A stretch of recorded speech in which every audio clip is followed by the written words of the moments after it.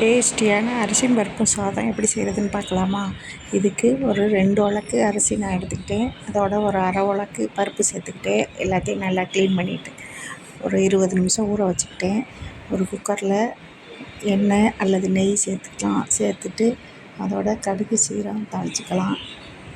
அது தாளித்தோடனே வெங்காயம், சின்ன வெங்காயம், தக்காளி, பச்சை மிளகா சேர்த்துக்கலாம். அதோட கொஞ்சம் இடித்து வச்ச பூண்டு பல் சேர்த்துக்கிறேன். இது எல்லாத்தையும் நல்லா வதக்கிக்கிறேன். இதுக்கு தேவையான உப்பு சேர்த்துக்கிட்டேன். 1 ஸ்பூன் மஞ்சள் தூள் சேர்த்துக்கிட்டேன். இதோட நம்ம இதுக்கு தேவையான தண்ணி சேர்த்துக்கலாம்.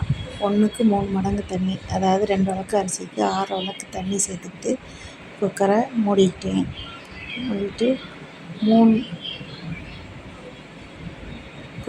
3 விசில் வர வரைக்கும் வெயிட் பண்ணிவிட்டு நம்ம ஆஃப் பண்ணிக்கலாம். ஆஃப் பண்ணிவிட்டு ஸ்டீம்லாம் போன பிறகு ஓப்பன் பண்ணி பார்க்கலாம். ஒரு அருமையான எம்மி சூப்பரான அரிசி பருப்பு சாதம் ரெடி ஆகிருக்கும். இது கூட நம்ம சிக்கன் 65 சைட் டிஷ்ஷாக வச்சு சாப்பிட்டா அருமையாக இருக்கும். தேங்க்யூ ஃபார் வாட்சிங்.